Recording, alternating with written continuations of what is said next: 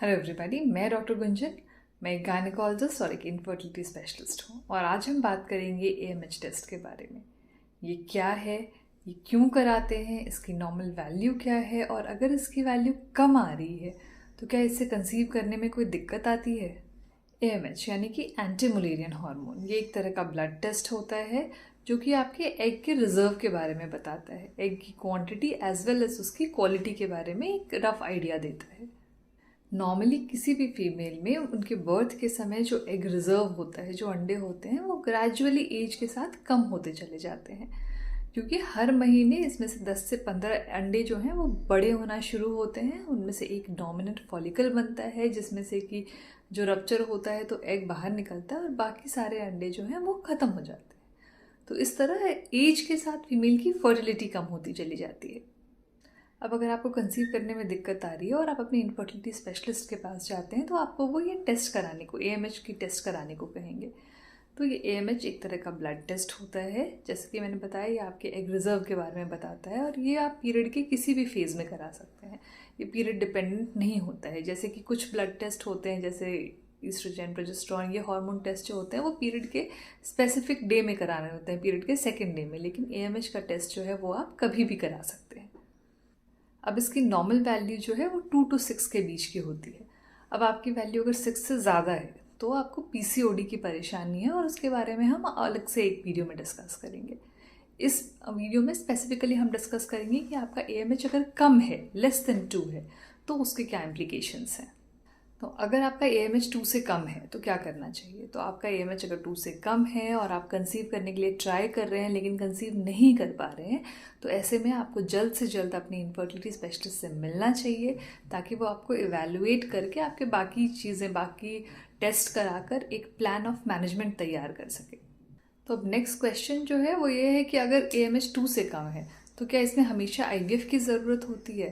तो नहीं, अगर एएमएच 2 से कम भी है आपका लेकिन आपकी एज कम है, आपने ज़्यादा ट्राई नहीं किया है, अभी रिसेंटली आपकी शादी हुई है, आपके ट्यूब्स ओपन हैं और आपके हस्बैंड के स्पर्म्स ठीक हैं, तो इस केस में आप सिंपल ओव्यूलेशन इंडक्शन मेडिसिन ले करके या उसके साथ आईयूआई करके आप कंसीव कर सकते हैं।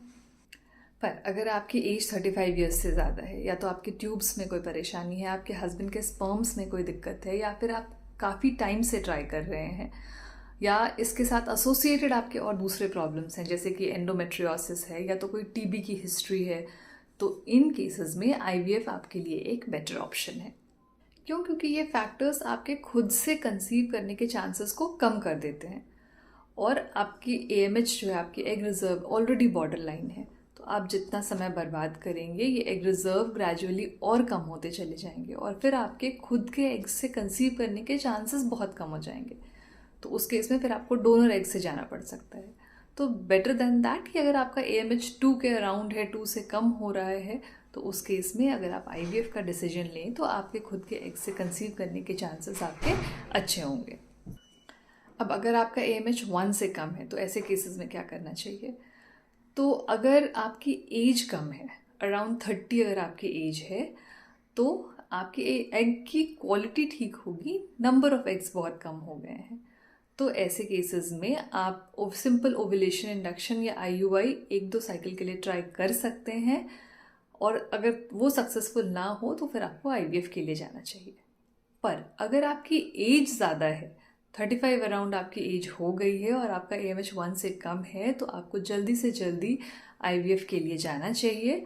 और अगर आप अपने एग से ट्राई करना चाहते हैं तो आप पूलिंग साइकिल के लिए जाएं।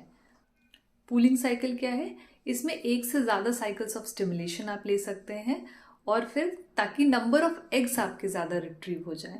नंबर ऑफ एग्स ज़्यादा होंगे तो एम्ब्रियोज ज़्यादा बनेंगे और आपके सक्सेसफुल होने के चांसेस, आईवीएफ के सक्सेसफुल होने के चांसेस बढ़ जाएंगे। अब अगर आप एक से ज़्यादा स्टिमुलेशन साइकिल्स, आईवीएफ के साइकिल्स नहीं अफोर्ड कर सकते हैं, तो वैसे केसेस में बेटर है कि आप डोनर एग्स के लिए जाएं।